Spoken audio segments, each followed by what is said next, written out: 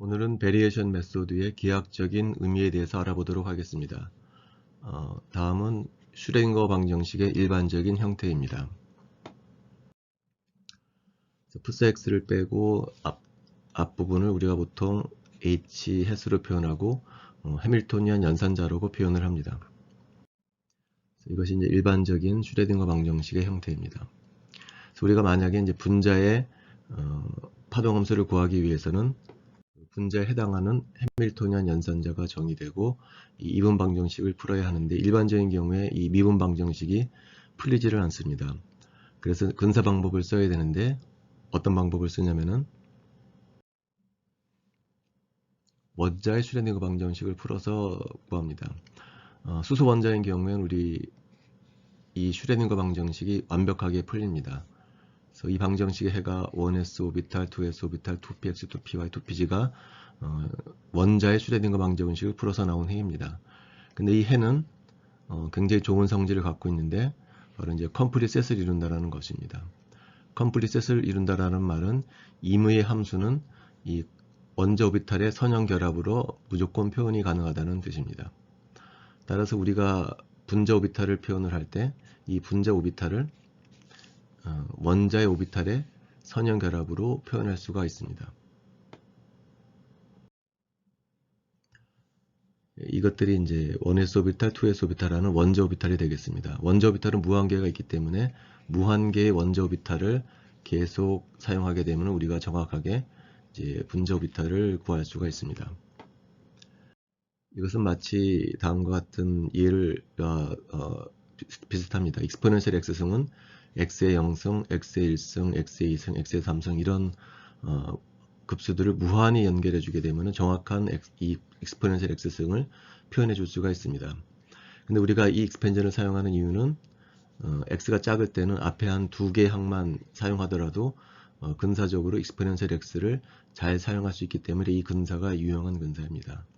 마찬가지로 분자 오비탈도 원자 오비탈을 무한계를 사용하게 되면 사용할수록 실제의 분자 오비탈을 잘 표현을 해주겠지만 보통의 경우에는 우리가 이 뒤항은 사용하지 않고 앞에 있는 몇 개의 항만으로 분자 오비탈을 근사를 합니다. 이것이 이제 근사 방법이고 이제 두 개의 개수를 구하는 것이 이제 베리에이션 메소드입니다. 그래서 베리에이션 메소드에서 중요한 것은 바로 이제 차원을 축소한다라는 것이죠. 원래는 무한계의 함수를 사용해야 되는데 무한계의 함수를 사용하는 것이 아니고 몇 개, 두 개 내지는 세 개의 함수로 실제 몰리큘러 오비탈을 표현하겠다는 것입니다.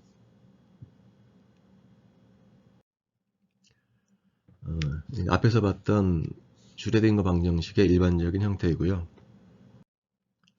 푸스 x를 빼고 나머지 부분을 우리가 앞으로 떼어냈습니다. 이 앞으로 떼어낸 부분을 보통 h 햇수로 표현하고 이것을 보통 이제 수학에서는 이제 연산자라고 부릅니다.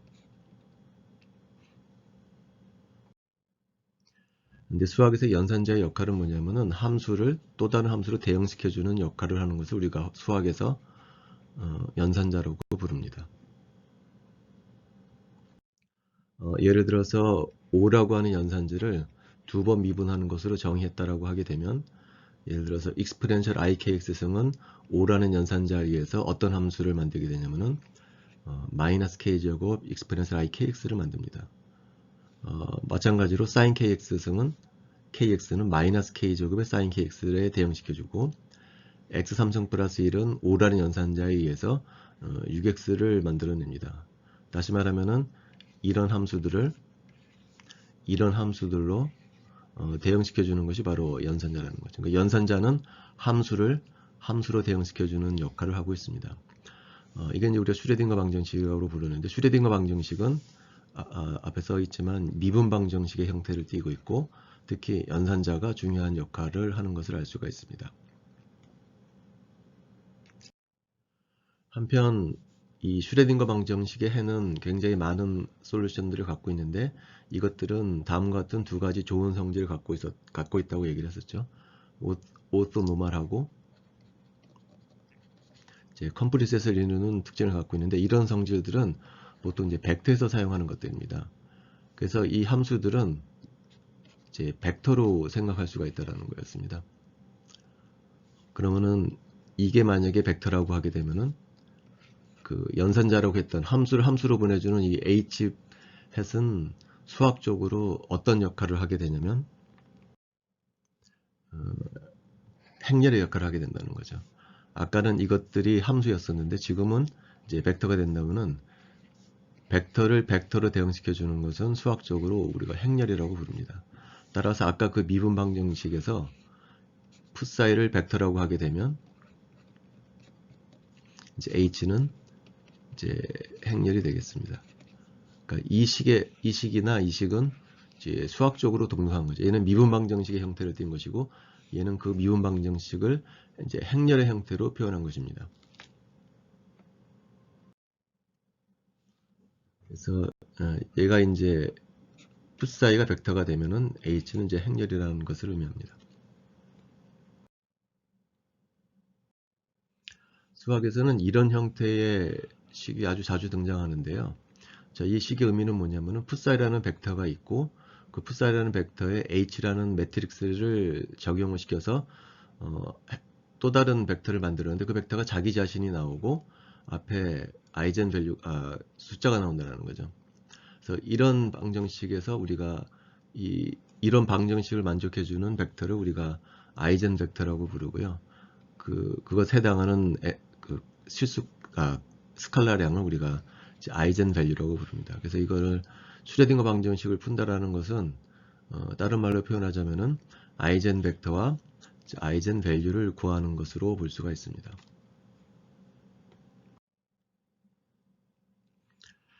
우리가 아이젠 벡터하고 아이젠 밸류를 구하는 것의 기하학적인 의미에 대해서 살펴보도록 하겠습니다.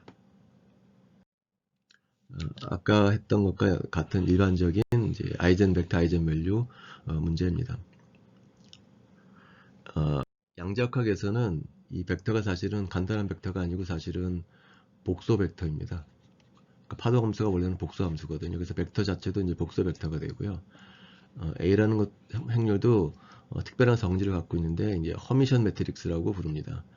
근데 우리가 복잡하게 생각할 필요는 없을 것 같고 일단 이 벡터가 복소 벡터가 아니고 실수 벡터라고 가정하고요. 매트릭스도 허미션 매트릭스가 아니고 시메트릭 매트릭스라고 이제 가정을 하고 설명을 해 나가도록 하겠습니다.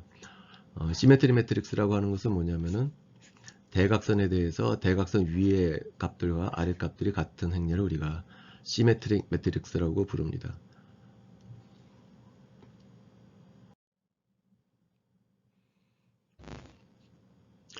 그리고 차원이 너무 높게 되면은 또 설명하기가 너무 힘들기 때문에 우리가 지금 2차원 공간에서 생각하도록 하겠습니다.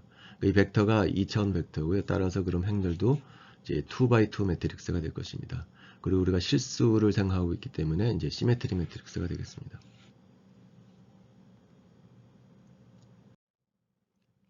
그래서 이제 4개의 성분으로 이루어졌는데 A11, A22, A12, 21이 있는데 이게 시메트릭 매트릭스라고 했기 때문에 A21과 A12는 이제 같은 경우를 상정하고 있습니다.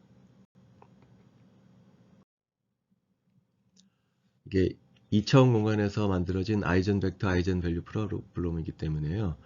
시메트릭 매트릭스인 경우에는 언제나 아이젠 벡터하고 아이젠 밸류를 구할 수가 있습니다. 그래서 두 개의 아이젠 벡터 x1, x2를 구했고 그것에 대응되는 아이젠 밸류 두 개를 구했다고 가정을 하겠습니다. x1, x2가 아이젠 벡터라는 의미는 이제 이 식을 만족한다는 거죠. x2가 아이젠 벡터라는 것은 이제 이 식을 만족한다는 거죠. 그러니까 x1에다가 x1이라는 벡터에 a라는 행렬을 적용을 시켰더니 자기 자신이 나오고 남다원을 곱해준 것이랑 같다. 그것이 바로 x1이 a라는 행렬의 아이젠 벡터고 남다원이 아이젠 밸류라는 것을 의미합니다. 여기서 이제 우리가 레일라이 쿼션트라는 것을 정의할 텐데요. 이거는 이제 복소수일 때니까 우리가 이제 실수일 때의 레일라이 쿼션트를 정해서 사용하도록 하겠습니다. xt는 x라는 벡터를 이제 트랜스포즈 시켜준 것을 의미합니다. 이 비율을 우리가 이제 레일라이 쿼션트라고 부릅니다. 자, 레일라이 쿼션트의 성질을 한번 알아보도록 하겠습니다. 이 레일라이 쿼션트는 x는 이제 벡터거든요. 2차원 공간에 있는 벡터를 집어넣어 주면은 레일라이 쿼션트는 이 식으로 표현되는 어떤 이제 숫자를 내뱉어 주게 됩니다. 그래서 이 레일라이 쿼션트에다가 이 벡터에다가 x1이라고 하는 이 식을 만족해 주는 아이젠 벡터를 집어넣어 줬을 때 이 값이 어떤 값이 나오는지를 한번 계산해 보도록 하겠습니다. 그래서 이 식에서 x 대신에 이제 x1을 전부 다 집어넣어 줬죠. 근데 x1은 아이젠 벡터이기 때문에 ax1이 뭐랑 같아야 되냐면은 남다운 x1이랑 같아야 됩니다. 그래서 ax1 대신에 남다운 x1을 대입해 줍니다. 남다운은 숫자이기 때문에 바깥으로 넘어갈 수가 있겠죠. 바깥으로 넘어가고 이 뒷부분은 분모 분자가 같기 때문에 상쇄돼서 이제 남다운이 됩니다. 그러니까 결론적으로 뭐냐면은 이 레일라이 쿼션트에 x1이라는 아이젠 벡터를 집어넣어 주게 되면 걔는 뭐를 계산해내냐면은 x1의 아이젠 밸류를 계산하게 됩니다. 비슷한 방법으로 레일라이 쿼션트에 두 번째 아이젠 벡터를 집어넣어 주면 걔는 어떤 값을 산출해내냐면은 두 번째 아이젠 밸류를 만들어내게 됩니다. 우리가 오늘 강의에서는 증명을 하지는 않겠지만 이 레일라이 쿼션트는 벡터를 집어넣어 주면 어떤 값을 내뱉어 주는데 그 값의 최소값하고 최대값이 있습니다. 근데 최소값이 어느 값이냐면 바로 첫 번째 아이젠 밸류고요. 최대값은 바로 두 번째 아이젠 밸류. 그러니까 이 레일라이 쿼션트는 첫 번째 아이젠 밸류와 두 번째 아이젠 밸류의 사이값을 주게 된다는 거죠. 그러니까 이 레일라이 쿼션트의 최소값은 첫 번째 아이젠 밸류고 최대값은 이제 두 번째 아이젠 밸류라는 겁니다. 이것을 우리가 증명을 하진 않았지만 이제 받아들이고 설명을 진행하도록 하겠습니다. 먼저 우리가 이 레일라이 쿼션트의 기하학적 의미를 살펴보기 위해서 얘는 이제 분자가 있고 분모가 있죠. 먼저 분자를 1로 놓게 되는 이 식을 만족하는 벡터 x를 2차원 공간상에 뭐 x1, x2가 있으면은 요 분자를 1이 되게 해주는 벡터의 궤적을 한번 구해 보도록 하겠습니다.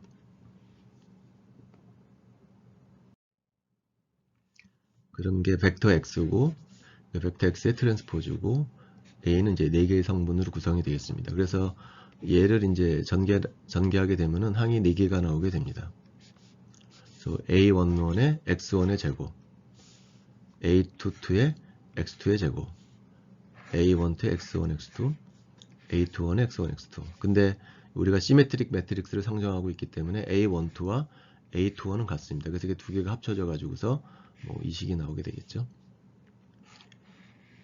그래서 결론은 뭐냐면은 분자가 1이 되게 해주는 벡터 x는 이 식을 만족한다는 것인데 이 식은 뭐의 식이냐면은 타원의 식입니다. 그래서 얘를 그려주게 되면은 이게 이제 x1이 되고 x2가 되면은 분자가 1이 되게 해주는 벡터의 궤적을 그려보면은 이제 타원체가 나온다는 거죠. 자, 근데 레일라이 쿼션트는 분자만 있는 것이 아니고 분모도 있습니다. 즉 우리가 계산한 것은 뭐냐면 분자가 1이 되게 해주는 궤적을 그려놓은 것인데 레일라이 쿼션트는 그것을 xtx로 나눠줘야 합니다. 근데 이건 뭐냐면은 벡터 x의 원점부터의 거리죠. 이거는 x라는 벡터의 길이에 비례하는 것이기 때문에 원점으로부터 얼마나 떨어져 있는가를 나타내 주는 겁니다. 따라서 얘의 맥시멈 값은 어디서 나올 수가 있냐면은 얘가 작을 때가 레일라이 쿼션트가 맥시멈이 될 때라는 거죠. 이게 작다라는 얘기는 원점에서 가장 작은 벡터가 바로 레일라이 쿼션트를 맥시멈 값을 주게 된다는 것입니다. 자, 우리가 타원체를 그리게 되면은 장축과 단축을 그릴 수가 있는데요. 이게 장축이고 이게 단축이 되겠죠. 따라서 레일라이 쿼션트를 맥시멈 값이 되게 해주는 벡터는 바로 단축이 있을 거라는 거죠. 얘 아니면 얘가 될 거라는 거죠. 단축에 있는 점이 요 값을 최소가 되게 해주고 따라서 레일라이 쿼션트를 맥시멈 값이 되게 해줄 거라는 거죠. 반면에 얘가 가장 큰 놈은 레일라이 쿼션트를 가장 작게 만들어 줄 거라는 거죠. 다시 말하면 요 점이 레일라이 쿼션트를 가장 작게 해주는 것이라는 거죠. 그러니까 요 점은 레일라이 쿼션트의 미니멈 값을 주고 요 점은 레일라이 쿼션트의 맥시멈 값을 준다는 겁니다. 근데 우리가 아까 뭐라고 했냐면 레일라이 쿼션트의 맥시멈 값과 미니멈 값이 있는데 맥시멈 값은 남다2고 미니멈 값은 이제 남다1이라고 했죠. 따라서 이 장축의 길이와 단축의 길이는 요 아이젠밸류 남다1과 남다2와 관계가 있습니다. 이 길이가 루트 남다1분의 1이고 요 길이가 루트 남다2분의 1이라는 것은 그렇게 어렵지 않게 우리가 유도해낼 수가 있습니다. 요것을 받아들인다고 하면. 그리고 아이젠 벡터는 어느 방향이에요? 바로 장축의 방향이라는 거죠. 장축의 방향과 단축의 방향이 바로 아이젠 벡터가 있는 방향을 나타내 줍니다. 그래서 고로 주장하고 싶은 것은 뭐냐면은 시메트릭 매트릭스는 기하학적으로 타원체로 표현해 줄 수가 있다는 것입니다. 그게 첫 번째고, 두 번째는 그 시메트릭 매트릭스와 아이젠 벡터와 아이젠 밸류는 뭐랑 상관이 있냐면은 그 타원체의 장축과 단축과 상관이 있다는 거죠. 그러니까 어떤 매트릭스의 아이젠 벡터, 아이젠 밸류를 어떻게 구하느냐? 얘를 이용을 해서 타원을 그린다는 거죠. 타원을 그리면은 장축과 단축이 있을 거라는 거죠. 장축이 뻗어 있는 부분과 단축이 향해 있는 부분이 바로 아이젠 벡터가 들어있는 부분이고, 그 장축의 길이와 단축의 길이로부터 아이젠 밸류 값을 구할 수 있다. 이것이 바로 그 행렬의 기하학적인 의미가 되겠습니다. 자, 앞서는 우리가 2x2 매트릭스였는데요. 차원을 하나 더 증가해서 3x3 매트릭스를 3차원 공간에서 매트릭스를 정의했다라고 해봅시다. 그럼 얘가 3x3 매트릭스고 이제는 타원이 나오는 것이 아니고 3차원 타원체가 나오겠죠. 그러면 3차원 타원체는 장축이 있을 것이고 단축이 있을 것이고 중축이 있을 거라는 거죠. 그 각각의 축 방향이 바로 아이젠 벡터가 있는 방향이고 각각의 축의 길이는 이 아이젠 밸류랑 상관이 있다라는 것을 쉽게 이해할 수가 있습니다. 자, 여기서 이제 바로 우리가 설명하고자 하는 베리에이션 메소드가 나오는데요. 자, 지금까지는 레일라이 쿼션트 x는 3차원 공간에는 모든 벡터들을 집어넣어서 레일라이 쿼션트를 계산했는데요. 제한하자는 거죠, 우리가. 3차원 공간에 2개의 벡터가 있는데 그 2개의 벡터로 이루어진 요 벡터로 제한해서 레일라이 쿼션트를 그려보면은 어떤 모양이 될 것이냐 하는 것입니다. 3차원 공간에서 3차원 공간에 있는 벡터들 전부 레일라이 쿼션트를 구하는 데 쓰는 것이 아니고 3차원 공간에 정의된 2개의 벡터의 합으로 표현되는 벡터들만 레일라이 쿼션트를 구하면 어떤 모양이 나올 것이냐는 거죠.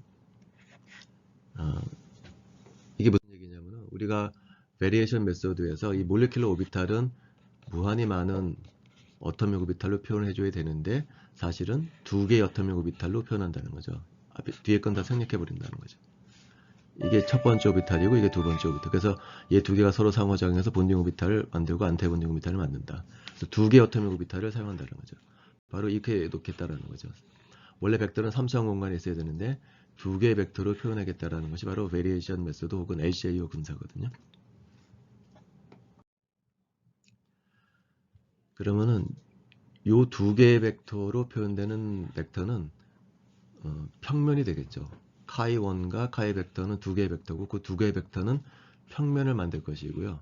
그 평면으로 이 3차원 일립소이드를 절단하게 될 것입니다. 그 절단하게 되면은 타원체를 절단하게 되면 역시 타원이기 때문에 그 단면도 역시 타원이 되고 이게 바로 RX가 될 거예요. 이 타원이 나오면 이 타원에도 역시 장축이 나올 것이고 이제 단축이 나올 것이라는 거예요. 장축의 길이로부터 아이젠 밸류가 장축과 단축의 길이로부터 우리가 아이젠 밸류와 아이젠 벡터를 추정할 수가 있을 것입니다. 그래서 장축의 길이와 단축의 길이로부터 우리가 아이젠밸류를 추정할 수가 있습니다.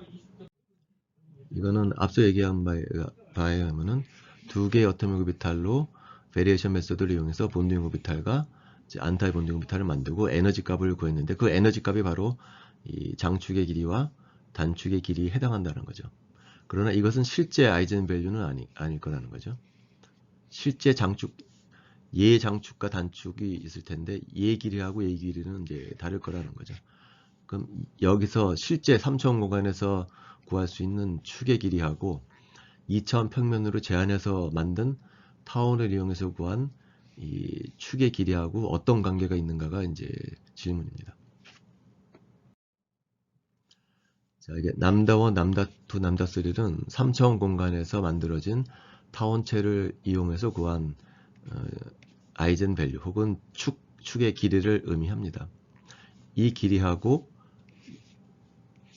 2차원 평면으로 잘라서 나온 타원체의 축의 길이하고 무슨 상관관계가 있냐면은 이런 관계가 있다는 거죠.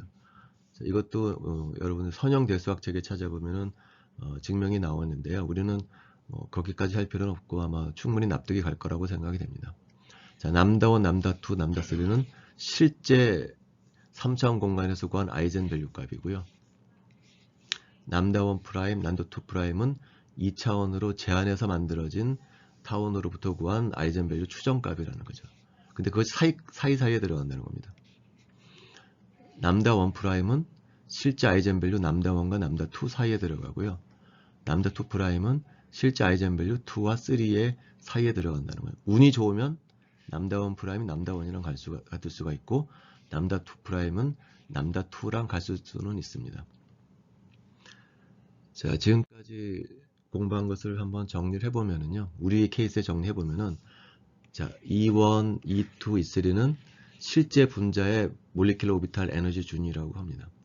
근데 우리가 베리에이션 메소드를 이용해서 두 개의 어토믹 오비탈을 가지고서 베리에이션 메소드를 이용해서 아이젠밸류를 구했을 때 그 아이젠밸류가 E1 프라임, E2 프라임이라고 했을 때 그 관계는 이런 그림으로 표현된다는 거죠. 앞서서 남다1, 남다2, 남다3가 실제 아이젠밸류 E1, E2, E3를 말하고요. 남다1 프라임, 남다2 프라임은 두 개의 어토믹 오비탈로 몰리큘러 오비탈을 표현해서 베리에이션 메소드를 이용해서 구한 에너지 아이젠밸류 E1 프라임, E2 프라임이라는 거죠. 그러니까 남다1이 우리 식에서 E1이고요. 남다2가 E2, 남다3가 E3고 E1 프라임, E2 프라임이 바로 2차원 평면으로 제한했을 때 구한 아이젠밸류 값이라는 겁니다. 그래서 우리가 구한 그 그라운드 스테이트 아이젠밸류는 실제 에너지 E1과 E2 사이에 들어가게 되고 두 번째 에너지 값은 두 번째 에너지 준위와 세 번째 에너지 준위 사이에 있다는 것을 우리가 알 수가 있습니다. 이것을 이제 베리에이션 메소드를 기하학적으로 설명하는 거고요. 이제 두 가지를 기억했으면 좋을 것 같습니다. 시메트릭 매트릭스 같은 경우에는 얘는 기하학적으로 이제 타원에 해당한다는 것이죠. 그리고 우리가 아이젠 벡터와 아이젠 밸류를 구한다는 것은 타원의 장축과 단축 혹은 중축의 길이와 축 방향을 구한다는 것이 기하학적인 의미가 되겠습니다. 오늘 수업은 여기까지 마치고요. 다음 시간부터는 두 번째 근사 방법인 퍼터베이션 메소드에 대해서 알아보도록 하겠습니다.